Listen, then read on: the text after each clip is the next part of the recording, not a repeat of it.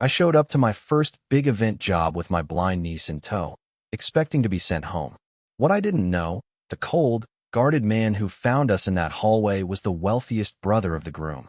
And the moment my blind niece said his voice felt warm, he never quite walked away from us again. The call came at 7:14 in the morning, and I knew from the ringtone alone that my day was already falling apart.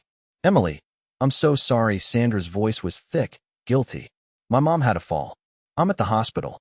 I can't watch Lily this weekend." I stood in the middle of my kitchen in my pajamas, one hand wrapped around a mug of coffee that had gone cold, staring at the wall like it owed me an answer. $340.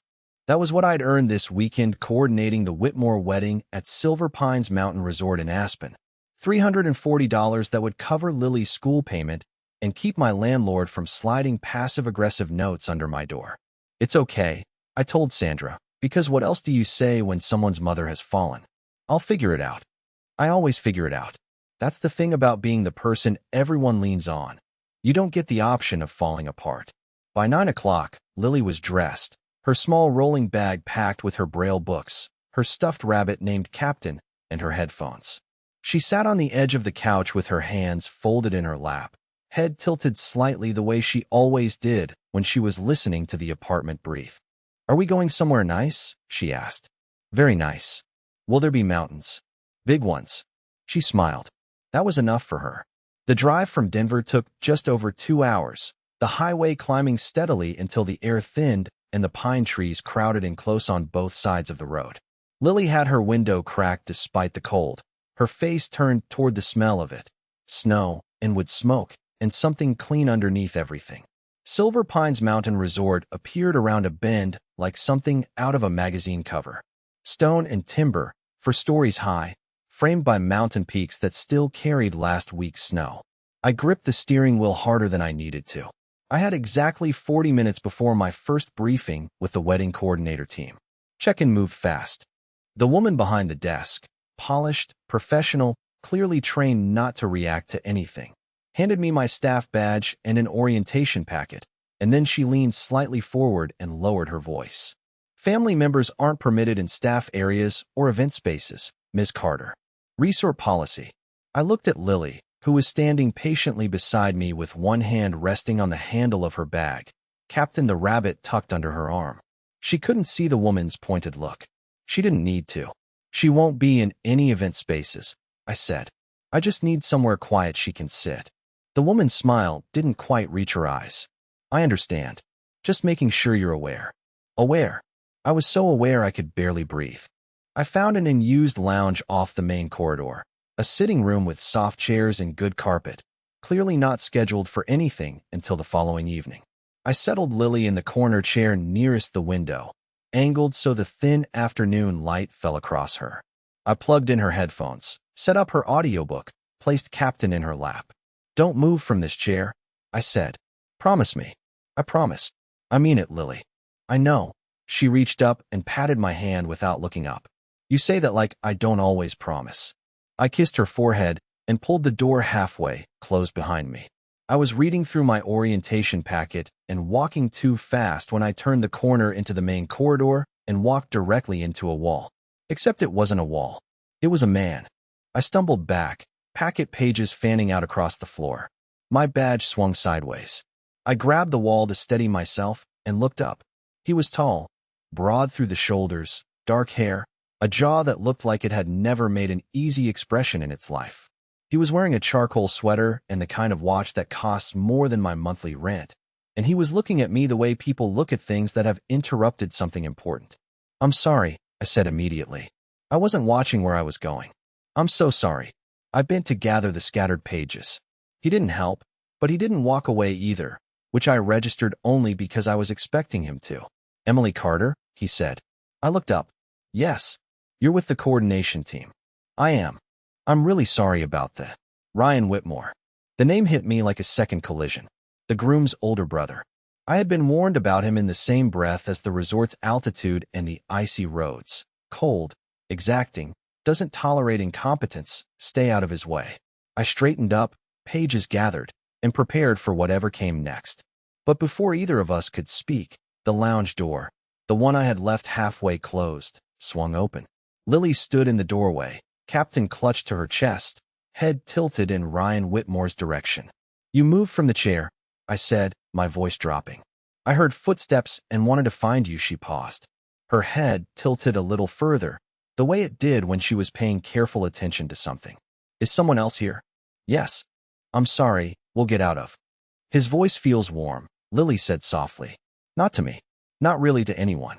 Just out loud, the way she said true things." I held my breath. Ryan Whitmore went very still. Something moved across his face, not softening exactly, more like a lock turning.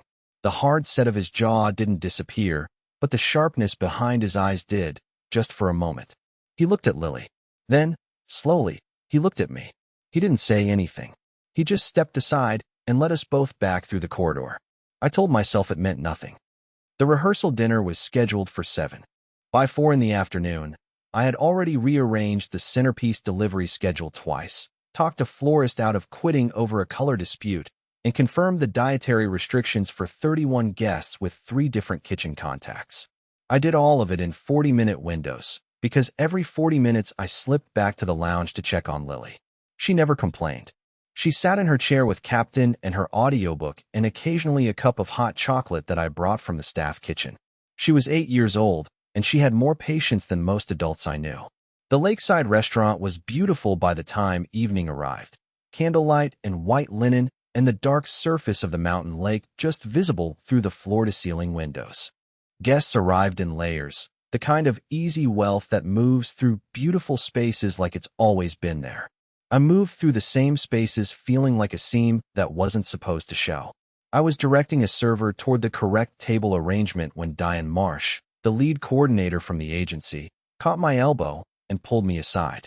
Diane was efficient, well-dressed, and had been in the wedding industry for 15 years.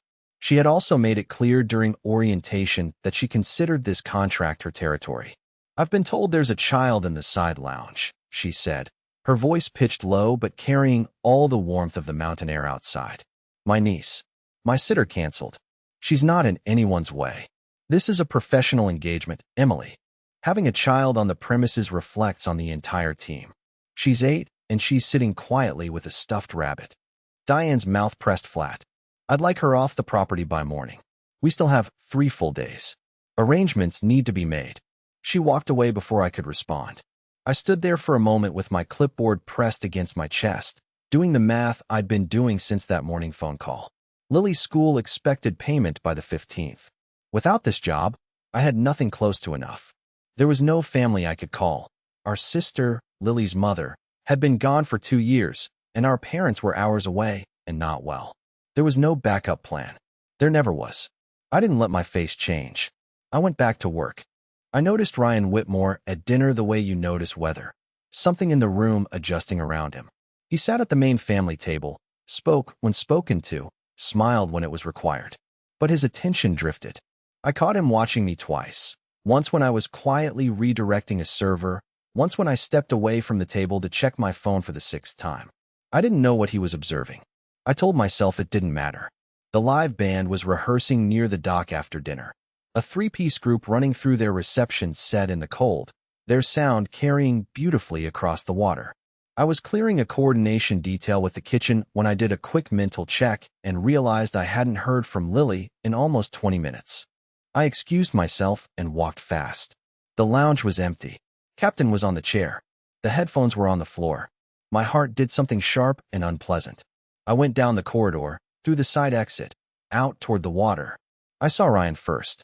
He was sitting on the edge of the dock with his feet near the water, coat still on, and beside him sat Lily, her shoes just barely touching the wooden planks, her face lifted toward the sound of the band across the lake. I stopped walking. I was too far away to hear the conversation, but I could see it. Ryan's posture had changed entirely from the man I'd bumped into that afternoon. Less contained, more open, his elbows resting on his knees. Lily had her hands in her lap, and she was talking, her head moving slightly the way it did when she was explaining something she cared about. Ryan was listening, not in the polite way, in the real way where everything else stops. After a moment, I saw him nod slowly, and then he said something that made Lily smile. Not her polite smile, the wide one, the real one, the one that showed the gap where she'd lost a tooth last month. I stood there in the cold for longer than I should have, watching something I didn't have a name for yet. When I finally approached, Ryan stood without any awkwardness about being caught in a soft moment. He simply said, "She heard the music."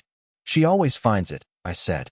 He nodded once, and then he walked back toward the resort without another word. I watched him go and told myself the warmth in my chest was just relief that Lily was safe. The call came at 6:30 the next morning. The custom ribbon order, 300 feet of ivory satin with embroidered gold trim for the ceremony arch, had been sent to the wrong address. The vendor was in downtown Aspen, the ribbon was sitting in a package room 2 miles away, and pickup was the only option. I pulled on my coat and knocked on the lounge door, where Lily had slept on the pull-out with a blanket I'd borrowed from housekeeping. "We're going to town," I said. She was already sitting up. "Mountains." "Same mountains." "Okay." I was loading Lily's bag into my car in the resort side lot when I heard footsteps on the stone walkway and turned to find Ryan Whitmore with a jacket and a set of car keys. "I need to pick up the suit alterations from the tailor downtown," he said, as if I'd asked. "Okay, I'll drive." I looked at his vehicle, large, newer model, mountain-capable in a way mine was marginally not. Then I looked at the thin, icy crust on the road beyond the lot. "Fine," I said. Lily climbed into the back seat and immediately declared that his car smelled like pine trees and something good, which Ryan accepted without comment. Downtown Aspen on a weekday morning had a quiet energy that was different from the resort's curated calm. Real people moving through real errands, coffee steam rising from open doors, a light dusting of overnight snow still sitting on the street signs. I had the vendor's address pulled up and a tight window to complete everything before the morning briefing. The ribbon pickup took 7 minutes. The tailor took longer. There was a minor issue with one of the groomsmen's jacket sleeves, and Ryan stood patiently in the small shop while adjustments were discussed. Lily perched on a velvet bench beside the fitting mirror, running her fingers across fabric swatches the tailor had offered her without being asked. After we had time. Not much, but some. There was a bakery 2 doors down with a line out the front, and Lily turned toward it before I'd said a word, the smell of brown butter and cardamom reaching her faster than it reached me. "Can we?" she asked. Ryan was already holding the door. Inside, the bakery was warm and loud and pressed close, the kind of small space that smells like it's been making the same recipe for 30 years. Lily held onto my hand and asked the woman behind the counter to describe everything on the lower shelf. The woman did it without hesitation, and Lily listened with total concentration, and Ryan stood just behind us and watched the whole exchange with an expression I couldn't quite read. He ordered black coffee. I ordered the same. We got Lily a pastry that she described as tasting like a hug, which made the woman behind the counter laugh. We stopped at a small bookstore next because Lily heard music coming from inside, a speaker playing something classical near the back. There was a shelf of children's audiobooks, and she ran her fingers along the spines, even though she couldn't read the print, just for the feel of them. Ryan stood nearby browsing without much direction, and I noticed he picked up a book about mountain photography and turned it over in his hands for a long time before setting it back down. The public square was unplanned. We were cutting through it toward the car when a street musician started playing violin near the fountain, something slow and a little sad, and Lily stopped walking. She stood still in the middle of the square with her face lifted, eyes closed, one hand still holding mine. "It sounds like missing someone," she said. I glanced at Ryan. His jaw had tightened slightly. He was staring at the musician with an expression that had moved past careful into something raw. "It does," he said quietly. We stood there for a full minute, the 3 of us, listening. On the drive back, somewhere between the edge of town and the resort's mountain road, Ryan said without any particular lead-up, "I used to travel a lot." "Before?" "Before what?" Lily asked from the back seat. A pause. "Before I lost someone." Lily considered this. "Was she nice?" "She was." "Then she's probably still around somewhere," Lily said, with the absolute certainty of someone who has decided this is true and sees no reason to question it. Just quieter. Ryan didn't respond for a long moment. When I glanced at him, he was watching the road, but there was something looser in his face than I'd seen before, like something tight had been released just enough to breathe. I turned back to the window and watched the trees pass. and I told myself firmly that I was not getting emotionally involved with a client's family member. I told myself that 3 more times by the time we pulled into the resort lot. The welcome party had been the part of the weekend I was most confident about. Outdoor garden venue, string lights woven through the timber frames, a cocktail setup that had taken 2 hours to arrange, the kind of soft mountain evening that practically styled itself. At 6:15, 30 minutes before guests were set to arrive, the wind changed. I felt it on the back of my neck first, that specific cold that doesn't ask permission, and then the string lights began swaying too hard, and then the tablecloths went. By 6:40, the storm had fully arrived. It wasn't the gentle snowfall that had dusted the streets that morning. This was the kind of weather the mountains keep in reserve, fast and purposeful, snow driving sideways, temperature dropping in real time. Half the outdoor decorations were horizontal before I had a chance to think. I moved fast. I didn't have time to feel anything about it. Ballroom, I said to the nearest staff member. Get everyone to the ballroom. I need the portable lighting rigs moved first. East wall, same arrangement as the garden, just compressed. Tell the catering team to replate on round tables. Not long, they'll fit better. Go. For the next 40 minutes, I ran the ballroom conversion the way I run everything when things go wrong. Quietly, systematically, not stopping long enough for panic to find a foothold. Lily was in the ballroom's side alcove. I'd brought her there the moment the sky shifted, settled her into a chair with her headphones and captain and a firm instruction not to move. But the chaos of the evening, the rushed movement, the raised voices, the strange acoustics of a large space being rapidly rearranged, was the kind of noise that had edges, and Lily didn't always do well with edges. I saw her before anyone else did.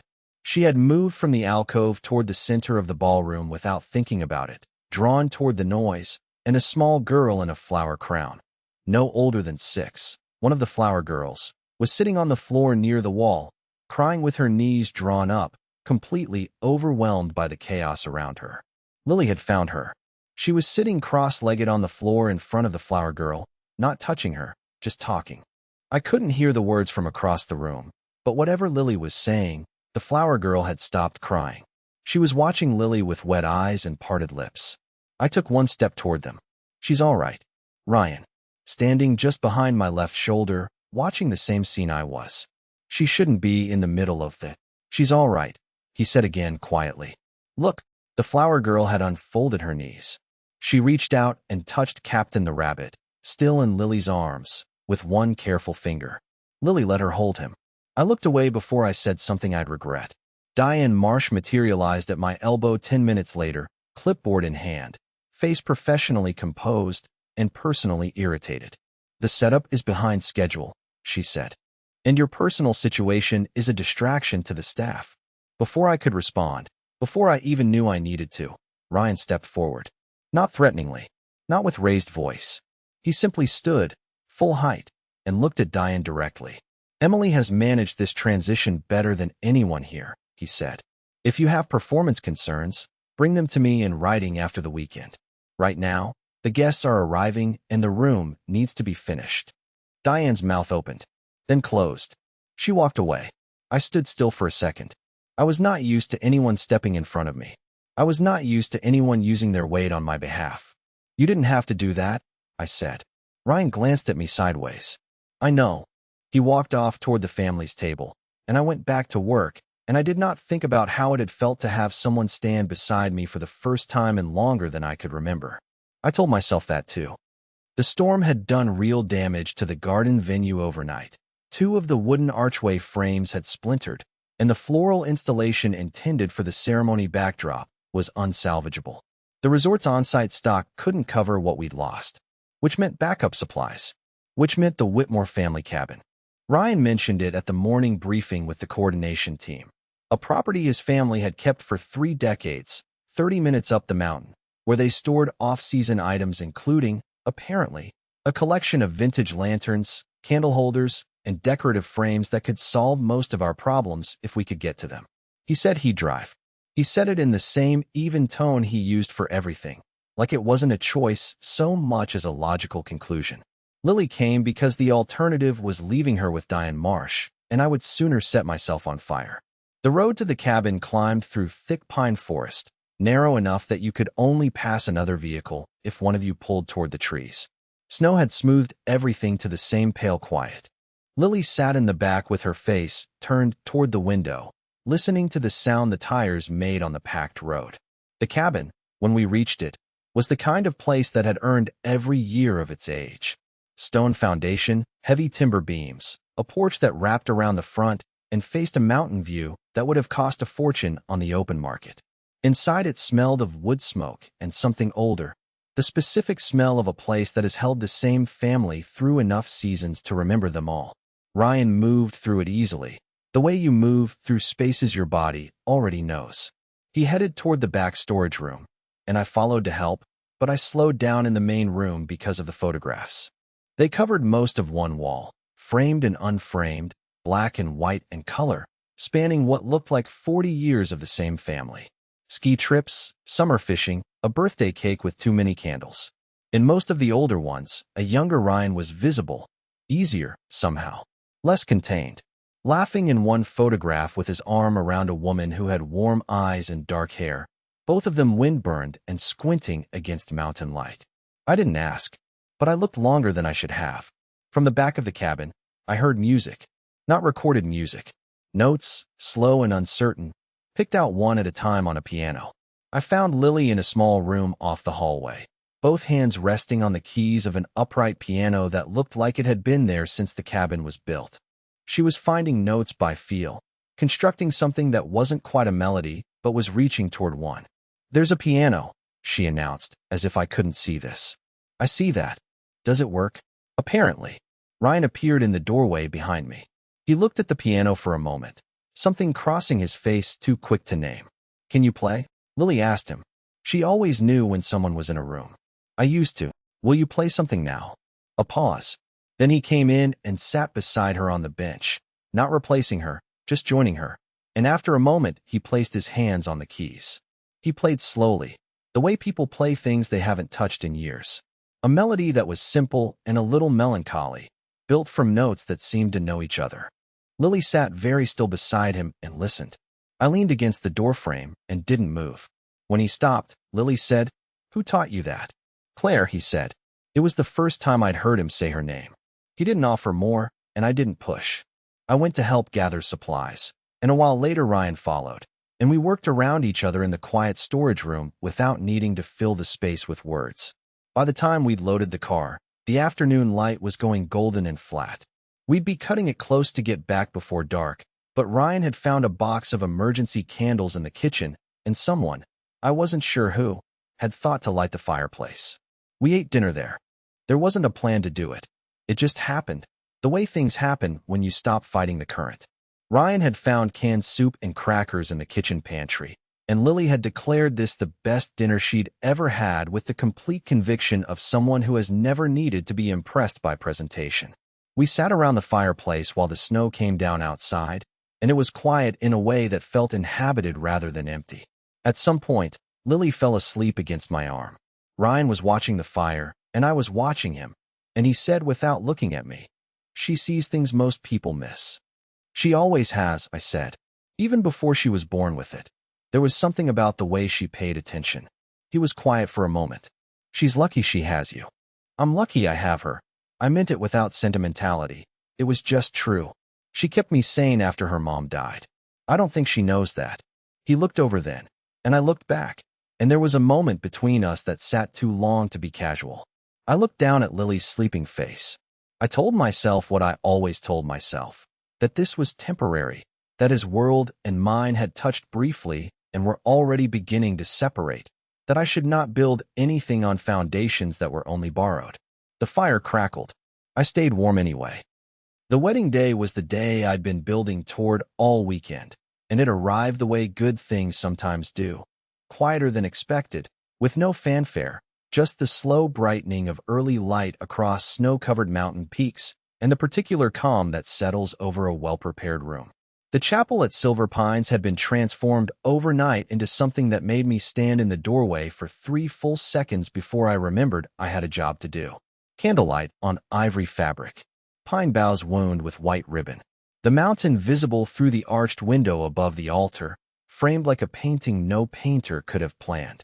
I ran the day in the way I'd learned to run difficult things, in small pieces, one task at a time, no panoramic thinking. Catering timeline, ceremony cue sheets, floral placements, photography coordination. Lily settled in the back row with Captain and a clear sight line to a speaker so she could follow the music. By the time the reception was underway in the main hall, the orchestra filling the space, the family toasting through tears, the dance floor already moving, I allowed myself one moment of quiet pride. It had worked. Despite the storm, the supply scramble, the complications, the sleepless nights, it had worked. I was standing near the service corridor with an almost finished glass of water when I realized I hadn't seen Lily in 40 minutes. My stomach dropped the way it always did before I caught myself. She was fine. She was always fine. But I moved anyway. She wasn't in the back row. Not in the alcove. Not in the corridor.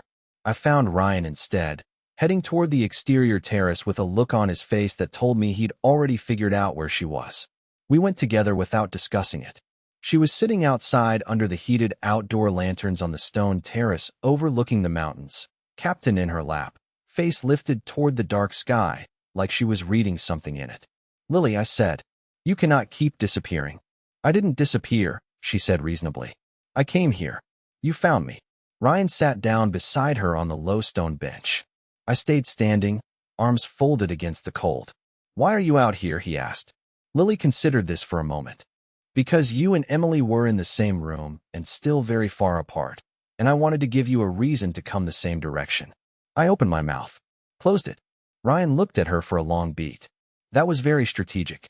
"I know," she paused. "You sound happy when Emily's near you. Did you know that?" I was suddenly very interested in the mountain range. "You sound different than you did when I first heard you," Lily continued, in the matter-of-fact tone she used when she had decided something was important enough to say out loud. "The first day, your voice was closed up, like a room with no windows. Now there are windows." I heard Ryan exhale slowly beside me. "She's not subtle," I said. "No," he agreed. We were quiet for a moment, the three of us, the sound of the orchestra floating out from inside, muffled and warm through the glass doors. Then Ryan stood and came toward me. Not dramatically, not with any performance, just closed the small distance between us and looked at me directly. "Thank you," he said. "Not for the coordination. Not for fixing the storm night or the cabin or any of it," he paused. "For showing up here with her. For being someone who doesn't pretend things are easier than they are." I held his gaze. "That's the least romantic thank you I've ever received." The corner of his mouth moved, barely, but I caught it. "I know," he said. Behind us, Lily made a small sound of satisfaction and pulled Captain closer, like a woman who has watched her plan succeed and is declining to comment on it. I went back inside before I did something I couldn't explain, but I was smiling for the rest of the night, and Diane Marsh saw it, and I didn't care at all. We were packed and checked out by 9 in the morning on the 6th day. The resort's long drive wound back through the pine trees and came out onto the highway heading east, and within 20 minutes the mountains were already receding in the rearview mirror. Lily had her headphones on and her head resting against the window, half asleep, Captain tucked under her chin. The heater in my car made a sound it had been making for 6 months that I kept meaning to have looked at. The contrast didn't hit me until we pulled onto the Denver city streets 2 hours later. The particular flatness of it, the strip malls and traffic signals, and apartment complexes with their numbered parking spots. Our building had a broken light over the entrance that had been broken for 3 months. The elevator smelled like the same thing it always smelled like. Our apartment was small and familiar in mine, and I loved it, and it felt, that afternoon, like putting on clothes that had shrunk. Lily said, "I like the mountains," and I said, "Me too." And then we unpacked, and I did laundry, and I paid the rent online and checked my account balance the way I always did, like it was going to change between checks. I told myself I'd done my job. I told myself the weekend was over. I told myself Ryan Whitmore had a life that had nothing in common with 2-bedroom apartments and secondhand furniture, and he had probably already returned to it. My phone rang on the second day. Lily answered it before I could, because she was closer and she always did this. "Hello?" "Yes." "She's doing laundry." "I'm good. Are you good?" "Yes, I remember. You played the quiet song." "Okay." She held the phone out toward me. "It's Ryan." I took it. "Hi." She answered the phone in 2 seconds, he said. "She's been this way since she was 3. I wanted to check she got home all right." "We're fine." I shifted the phone to my other ear. "You didn't have to call." A pause. "I know." He called again 2 days later, and this time I answered first, and we talked for 40 minutes about nothing. The drive back, the laundry sound his building made, what Lily had asked him the last time she spoke to him, which apparently was whether mountains ever got lonely. He had told her he'd have to think about it. By the end of the week, packages had started arriving. A set of audiobooks Lily hadn't heard, selected with a specificity that meant someone had paid attention. A resource guide for assistive technology programs in Denver, flagged and highlighted. A note from a contact at the Denver Institute for Accessible Arts about a children's program with openings. And my phone had 2 new freelance inquiries. Both events, both well-paying, both mentioning a referral from someone who had apparently described me as the best they'd seen under pressure. I didn't ask Ryan directly, but I knew. One evening, Lily was at the kitchen table with her Braille reader, and I was sitting across from her, not doing anything in particular, and she said without looking up, "You smile now when your phone rings." I smile at lots of things. Not like that. I didn't answer her. She smiled at her Braille reader like she had won something, which, to be fair, she probably had. The Denver School for the Visually Impaired held its spring showcase on a Thursday evening in the school's small auditorium, a room that smelled of floor wax and industrial carpet, with folding chairs and a stage lit by simple overhead fixtures that were more than adequate for an audience that measured everything in other ways. I had been to every showcase since Lily started at the school. I knew the parking lot, the check-in process, the corner seat near the speaker where the sound was clearest. I knew the program by heart because Lily had been rehearsing for 3 weeks, and I had been her practice audience, and I had fallen asleep to her narration twice. I arrived early, found our usual seats, set up Lily's bag, and went back to the lobby to wait for her class. I was standing near the entrance when the door opened and Ryan walked in. He was in regular clothes, dark jacket, no tie, the kind of dress down that still looked deliberate. He was carrying his coat because he'd already been inside long enough to get warm. He saw me immediately, and for a moment neither of us moved. "You drove from Aspen?" I said. "Road's clear this time of year." "That's 4 hours." "About that." I didn't know what to say to that, so I didn't say anything, and he came to stand beside me near the wall, and the lobby filled up around us with parents and students and teachers, and we watched it all without discussing why he was there. He sat beside me during the performance, and I was acutely aware of this in a way I chose not to examine. The showcase was beautiful, students ranging from Lily's age to 16, each presenting work that used sound and touch and language to tell stories in ways that had nothing to do with what you could see. There was a boy who performed an original composition on hand drums, a girl who delivered a poem about color described entirely through smell, a pair of students who had built a sound map of their neighborhood and played it back through layered recordings. Then Lily. She walked to the center of the stage with Captain under her arm.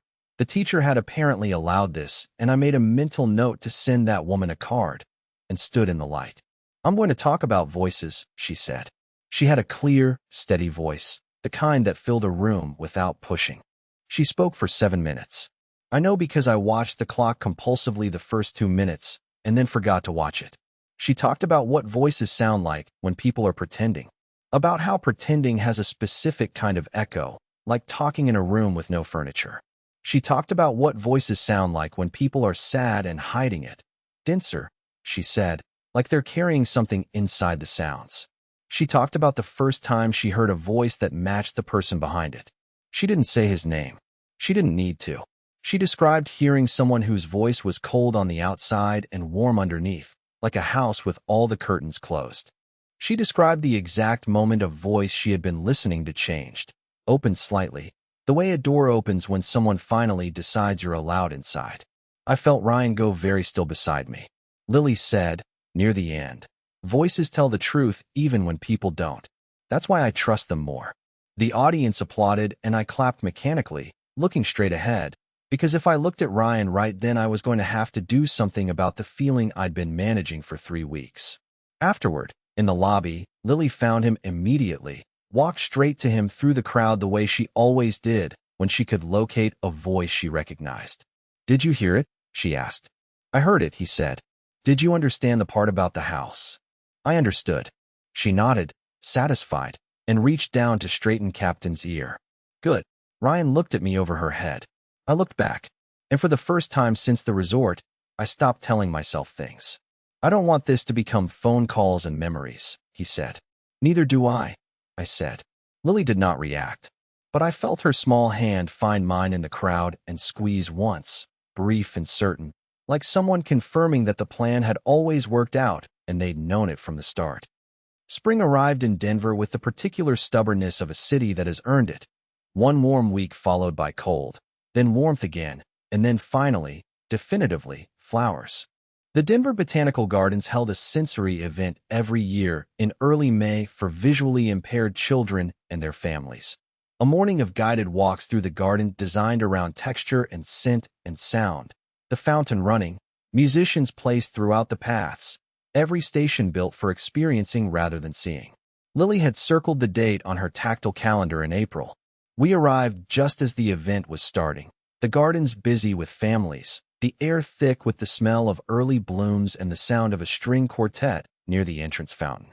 Lily had hold of my hand and was already orienting toward the nearest scent station with the focused energy of someone who has been waiting for this for weeks. I heard him before I saw him. Not his voice, his footsteps, steady and deliberate on the garden path behind us, in a way I had somehow learned to recognize. I turned. Ryan was standing 5 feet away in the spring light, a small box in his hands.